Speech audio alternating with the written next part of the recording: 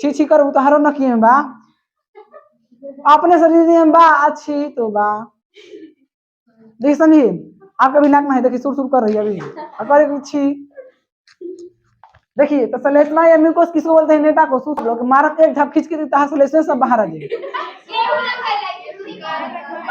सलेस्मा बाहर आ जाए मतलब कोची बाहर आ जाइयो हाँ कितना हाथी के लेकर देखे होंगे आप लोग देखे होंगे छोटे छोटे लड़का देखे होंगे कि इधर से आता है इधर जाता है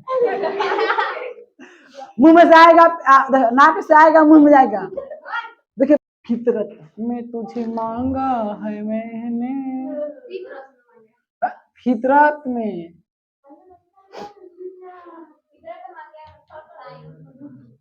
कुछ बता दो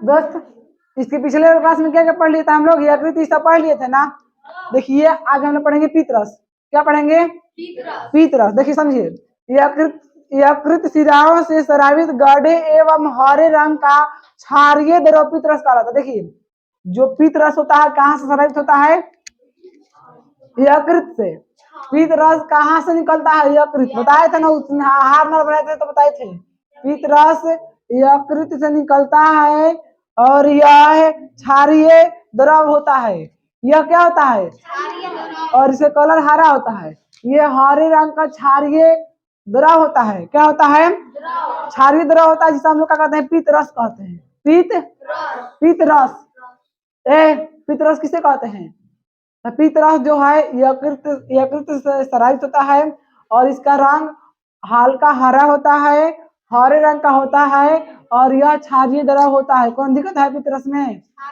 क्षारीय देखिए पीत रस का क्या काम है जो पित्ताशय नामक एक छोटी सी थैली रचना देखिए जो पीत है ना जो पीत जो पीत रस है ये पित्ताशय नामक कौन नामक पित्ताशय पित्ताशय नामक एक थैली होता है उसी में भरा होता है पीत रस कहाँ भरा होता है पित्ताशय नामक थैली में पीत रस अम्लीय होता है कि क्षारीय होता है और पीत रस कैसा कलर का होता है पीत रस कहाँ से निकलता है यकृत कहाँ से निकलता है ये सब क्वेश्चन इतना आपको एग्जाम में पूछेगा ठीक ना आगे समझिए पीत रस का क्या काम है तो पीत रस का कार्य निम्न है समझिए पहला नंबर यह ग्रहणी में आए अम्लिकाय की अम्लीयता को नष्ट कर उसे क्षारीय बना देता है ताकि अग्नाशय रस से स्रावित एंजाइम भोजन अणुओं पर क्रिया कर सके देखिए समझिए जो पीत रस है जो पहला काम है ये क्या करेगा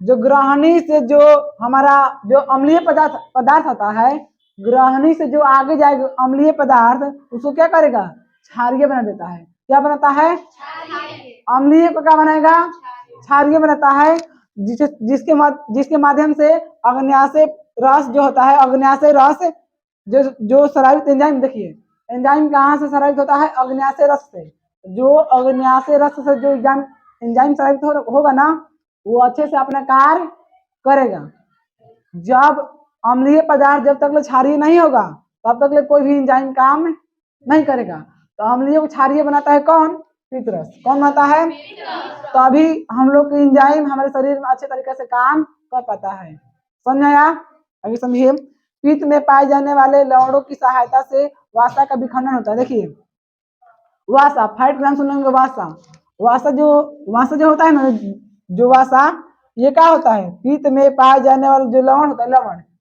नाम सुने होंगे आप लोग लवण मतलब कोई नमकीन नमक क्या है नमक एक लवण है NaCl तो जो पीत रस में जो पाया जाता है लवण की सहायता से क्या करता है वासा का विखंडन देखिए जो पीत रस है ना लवण में जो आपको वासा पाया जाता है ना वासा लवण में वासा होता है तो वासा क्या करे विखंडन करके तूर के आपको पूरे शरीर में क्या कर देगा फैला देगा अगर पीत रस नहीं रहेगा तो आपका वासा का विखंडन नहीं होगा आपका जहाँ वासा है वहां पर एक जगह वासा रहने मतलब रहेगा तो वहीं पर रह जाएगा बस और अम्लीय पदार्थ हमेशा अम्लीय रह जाएगा कोई भी एंजाइम काम में नहीं करेगा अम्लीय काम करे कब जब क्षारीय बनेगा तो क्षारीय कौन रहता है अम्लीय पदार्थ को क्षारीय कौन बनाता है समझा ना पीत रस का यही काम है कि अम्लीय को क्षारीय बनाता है और यह वासा को विखंडन करता है कौन दिक्कत है जी नहीं ना अब समझेंगे हम लोग जठर रस कौन रस जठर, जठर ग्रंथि समझिए। जठर ग्रंथि देखिए, अमाशय की भीतरी दीवार स्तंभाकार एपिथेलियम कोशिकाएं जगह जगह अंदर की ओर धर कर जठर ग्रंथि का निर्माण कर। देखिए समझिए, जो अमाशय की जो भीतरी वाला दीवार है, अमाशय के भीतर की दीवार, अमाशय की जो भीतरी की दीवार है, क्या बच्चे रहे तुम, अमाशय की भीतरी जो भीतर की दीवार है, भीतर का वो स्तंभाकार है। स्तंभाकार मतलब समझे, स्तंभ है, देखिए एक तरह से स्तंभ है, एक पिलर मतलब पाए एक तरह स्तंभाकार है। जो अमाशय की जो भीतर की जो दीवार है कैसा है, स्तंभाकार है। एपिथेलियम कोशिकाएं देखिए वहां पर स्तंभाकार जहां है वहां पर कौन कोशिकाएं रहती है, एपिथेलियम।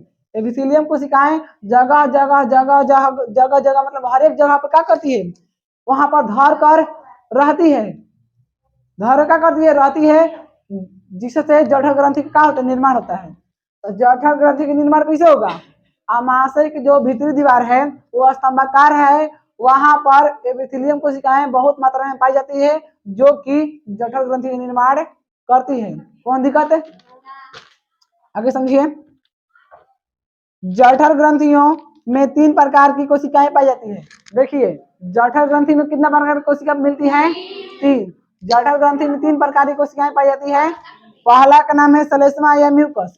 पहला क्या नाम है, पहला का नाम है आपका सलेस्मा, सलेस्मा या म्यूकस। ये देखिए, ये आपका कोशिका का नाम है सलेस्मा या म्यूकस कोशिकाएं। देखिए समझिए, ये जठर ग्रंथि में पाई जाती है। कहाँ पाई जाती है, जठर ग्रंथि में पाई जाने वाली कोशिकाएं 3 हैं। पहला का नाम है सलेस्मा या म्यूकस। इसको क्या बोलते हैं, इसको हम लोग जिसको बोलते हैं सर्दी, जिसको बोलते हैं नेटा बोलते हैं।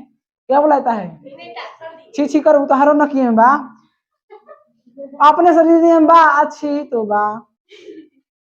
देखिए समझिए, आपका भी नाक में है, देखिए सुर सुर कर रही है अभी, अगर छी।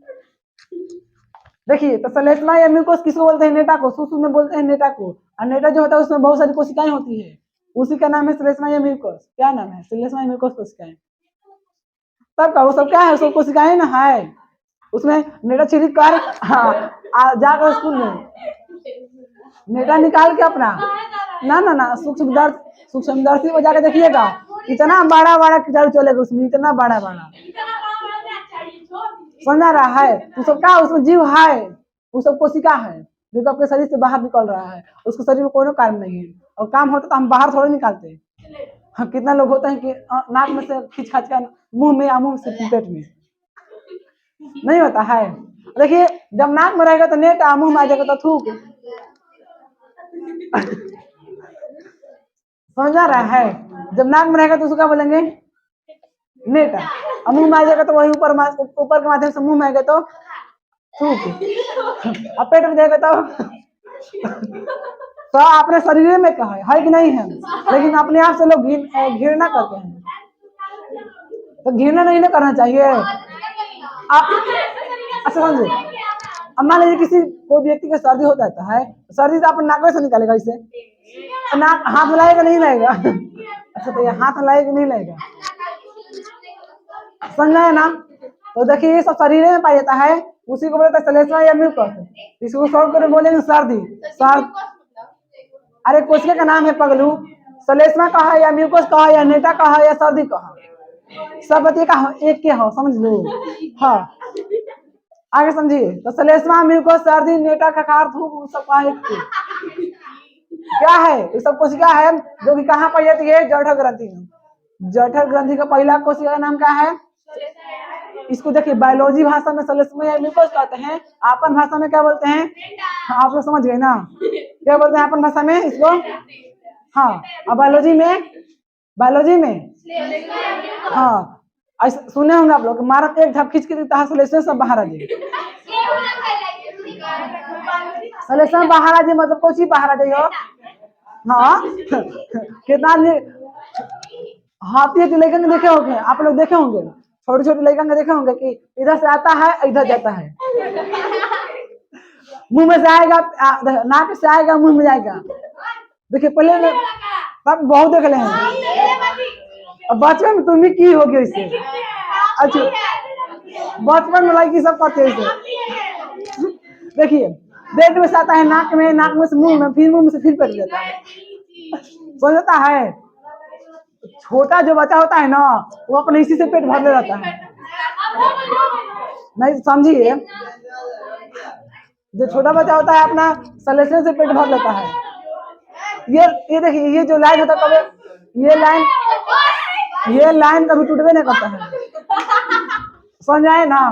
तो ये क्या होता है देख समझिए। तो जो सलेस्मा या म्यूकस होता है उसको भोजपुरी में बायोलॉजी में ये किसका भाग है? किसका भाग है? गुस्सा हो जाएंगे बहुत मारेंगे। समझो बोर्ड पर कभी से नहीं समझा रहे तुम समझ भी नहीं करेंगे। तो सलेस्मा या म्यूकस किसका भाग? जठर ग्रंथि का। जेठालाल नहीं बोलिए, जेठालाल नहीं, जठर ग्रंथि। समझे? देखिए इन कोशिकाओं से म्यूकस का सरा होता है। जो सलेस्मा या म्यूकस कोशिकाएं हैं इससे किसका सरा होगा? म्यूकस कोशिकाएं। किसका सरा होगा जी? तुम्हारा मुंह कौन लेकर भागा है?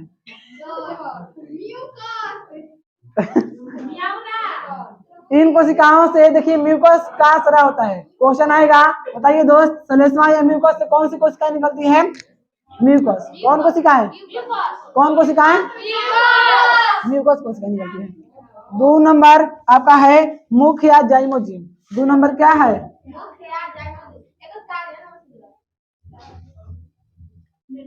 बस कुछ काम नहीं है, खाली बाहर निकलता है।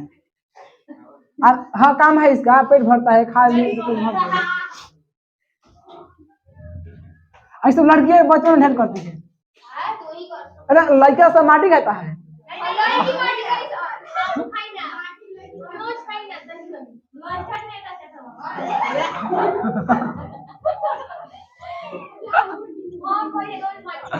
समझिए ये जो होता है जठर ग्रंथि का दूसरा भाग है मुखिया। मुखिया जय लड़का दिन भर माटी में खेलता धूर धूर, लड़का जब दिन में धूर धूर खेलता है और लड़की दिन में घर में रहती है। नहीं समझिए, लड़की सब खाती है, लड़की सब खाली बालू खाता है, माटी खाता है। लड़की भी खाती है माटी। देखिए लड़की माटी बहुत खाती है।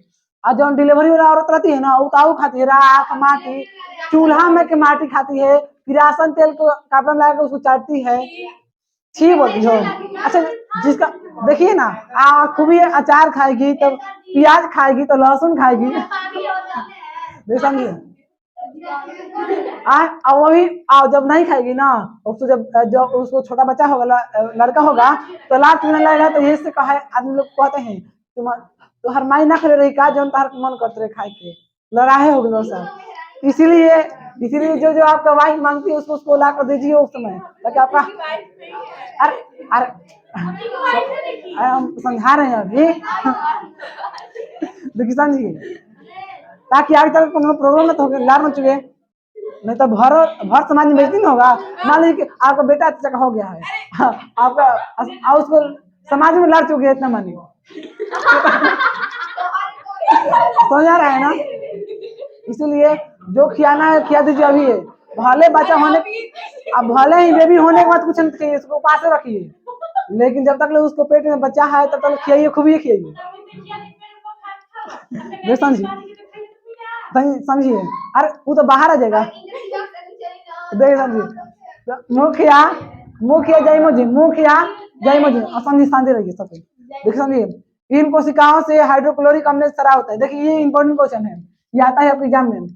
हाइड्रोक्लोरिक अम्ल HC फुल फॉर्म होता है हाइड्रोक्लोरिक। ये देखिए ये हमारे पेट में सराव होता है। क्या होता है? हमारे पेट में सराव का मतलब निकलता है। क्या होता है?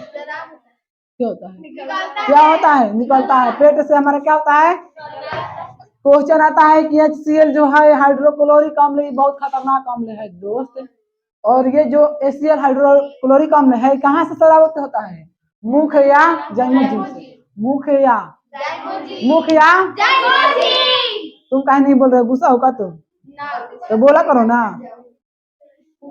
हाइड्रोक्लोरिक अम्ल कहाँ से निकलता है? खाए हो कि नहीं खाए हो? हाँ ऐसे ऐसे ही बोलता उस समय तो हम बोलते बहुत मार रहेंगे। मुखिया जय मजीम से कहाँ निकलता है? हाइड्रोक्लोरिक अम्ल। हाइड्रोक्लोरिक अम्ल कहाँ से निकलता है? मुखिया जय मजीम से क्या निकलता है? देख चला दिखा नितन जी आप मुखिया जय मजीम में क्या काम है? देखिए समझिए दोस्त, सलेस्मा या म्यूकस का काम है, समझ में आया? सलेस्मा म्यूकस का काम है आमाशय दीवार के भीतरी दीवार को सुरक्षा प्रदान करता है। जो आमाशय के जो भीतर वाला दीवार है ना, भीतर के सुने होंगे आप, भीतर रहा भीतर तो आमाशय के जो भीतर के जो दीवार है ना, उसको सलेस्मा या म्यूकस क्या करता है? सुरक्षा प्रदान करता है। सलेस्मा या म्यूकस आमाशय की भीतरी वाली दीवार को सुरक्षा प्रदान करता है। और मुख्य या जैमोजिम का इंपॉर्टेंट कार्य है क्या है? यह जीवाणुनाशक की तरह क्रियाशील होकर भोजन के साथ आए बैक्टीरिया को नष्ट कर देता है। देख समझिए, हम लोग जब भोजन करते हैं दोस्त, तो भोजन करते हैं तो क्या क्या क्या खाली से हम दाल चावल भोजन करते हैं? इसके साथ में बहुत सारे कीटाणु जाते हैं। जब मुंह खोलते हैं ना, वायुमंडल में बहुत अनेकों प्रकार के सूक्ष्म जीव हैं। अभी जा रहा है वायुमंडल में बहुत सारे जीव हैं छोटे छोटे, जो कि हम अपने नंगे आंखों से नहीं देख सकते हैं। नंगे आंख मतलब खुला आंख से नहीं देख सकते हैं, समझा यार? यहाँ पर बहुत सारे जीव हैं। अभी तुम्हारे गाल पर चिपका हुआ है, तुम्हारे ओठ पर भी है, तुम्हारे हाथ पर भी है, तुम्हारे नाक पर भी है, तुम्हारे हर एक जगह है सूक्ष्म जीव, समझा है ना? तो हर एक जगह सूक्ष्म जीव है, बैठा हुआ है। हमारे ओठ पर भी बैठा हुआ है, जब मुंह खोल रहे हैं तब तक अंदर जा रहा है। तो इसका समाधान भी बनाया गया है। अब मान लीजिए कि इतना इतना भर भर के जा रहा है सूक्ष्म जीव हमारे पेट में, जाएगा तो हानि करेगा। इसको मारने के लिए यहाँ पर एक बैठाए हैं अपने चेला को। उस चेला का नाम है हाइड्रोक्लोरिक अम्ल। देखिए जब हम लोग भोजन करते हैं ना दोस्त, तो भोजन करने जब करते हैं उसके साथ में हमारे अनेक प्रकार के बैक्टीरिया, जीवाणु, वायरस भी जाता है, प्रवेश करता है हमारे मुख से और नाक से, समझ में ना? तो ये सब जाता है और जाता है। देखिए हमारा जो भोजन है कहाँ जाता है? पेट में। जीवाणु कहाँ जाता है? पेट से बाहर रहता है, पेट में जाता है। लेकिन हमारे लीवर में, यानी कि हमारे जो आमाशय है ना, आमाशय में ये हाइड्रोक्लोरिक अम्ल बैठा रहता है। किसके लिए? ये सब खतरनाक खतरनाक जीव के लिए। हाँ, अब जैसे ही इसके पास सूक्ष्म जीव आएगा, मार के सबनी खलास मार के एकदम खा जाता है, ये एकदम खत्म, समझ में आया? तो सबनी के मार मारे कौन खत्म करता है? हाइड्रोक्लोरिक अम्ल। और सोच लीजिए आपको शरीर में अगर मुख्य या जैमोजिम हाइड्रोक्लोरिक अम्ल स्रावित नहीं करेगा तो आप बहुत बड़ा एक रोगी हो जाएंगे, आप बहुत बड़ा रोगी आ जाएंगे, बहुत बड़ा एक मरीज हो जाएंगे, मरीज। क्योंकि जब आपके शरीर में बहुत सारे छोटे छोटे जीव जाएंगे, उसको कोई मारने वाला नहीं रहेगा, तो आप क्या करेंगे? आपको शरीर में नुकसान करेंगे कि नहीं करेंगे? करेंगे ना। तो उसी जीव को मारने के लिए इसको बनाया गया हाइड्रोक्लोरिक अम्ल। ये कोई भी यहाँ से चले जाए, यहाँ से शेर बाघ जानवर कौन भी चले जाए, यहाँ से यहाँ तक जाएगा, लेकिन यहाँ से बाद आगे नहीं जाएगा। यहाँ पर इसको खत्म कर देगा कौन? हाइड्रोक्लोरिक अम्ल HCl क्या करेगा? खत्म कर देगा। अब देखिए कोई कितना लोग कहते हैं कि पेट में बच्चा होता है, पेट में बच्चा नहीं होता है। अगर पेट में बच्चा होता ना, और बच्चा पेट में होता, तो ये हाइड्रोक्लोरिक अम्ल पहले बच्चा को खत्म करता, मार देता। हाइड्रोक्लोरिक अम्ल बहुत खतरनाक है। तो बच्चा कहाँ होता है? पेट में नहीं होता है। देखिए बच्चा जो होता है ना, ये पेट के नीचे वाले भाग में गर्भाशय में होता है। कहाँ होता है? गर्भाशय में। और पेट में बच्चा होगा तो सोचिए कि वो तो पहले ही खत्म हो जाएगा इसके माध्यम से। हाइड्रोक्लोरिक अम्ल उसको खत्म कर देगा, मार देगा। वैसे वो भी तो जीवे ना है, बच्चा क्या है? जीव है ना। तो हर एक जीव को ये मार मार कर खत्म कर देता है। तो अगर बच्चा भी पेट में आएगा तो उसको भी खत्म कर देगा। तो इसलिए समझ लीजिए कि पेट में बच्चा कभी नहीं होता है। कहाँ होता है? गर्भाशय में होता है। और गर्भाशय कहाँ है? आपका आमाशय के नीचे। कहाँ है जी? देखिए गर्भाशय यहाँ पड़ी है, यहाँ पड़ी। अब हमारे में तो है नहीं, चीज दिखा दे रहता तो दिखा दे, ठीक है, समझ में आए ना? तो पेट में नहीं होता बच्चा, कहाँ होता है? गर्भाशय में बच्चा होता है। इसीलिए वो उसके पास हाइड्रोक्लोरिक अम्ल नहीं पहुंच पाता है, जिसके कारण वो क्या रहता है? सुरक्षित रहता है, समझ आए ना? तो देखिए आता है क्वेश्चन कि हमारे भोजन के साथ में जितने भी सूक्ष्म जीव जाते हैं उसको कौन नष्ट करता है? हाइड्रोक्लोरिक अम्ल। यानी कि HCl वो का करे है, देख लो। अभी थाप खाइयो कि नहीं खाइयो? बहुत मार मारेंगे, बहुत है। खड़ा हो, तुम खड़ा हो। हमारे पेट में जब हम भोजन करते हैं तो हमारे भोजन के साथ में अनेक प्रकार के बैक्टीरिया, वायरस, सूक्ष्मजीव जाता है तो उसके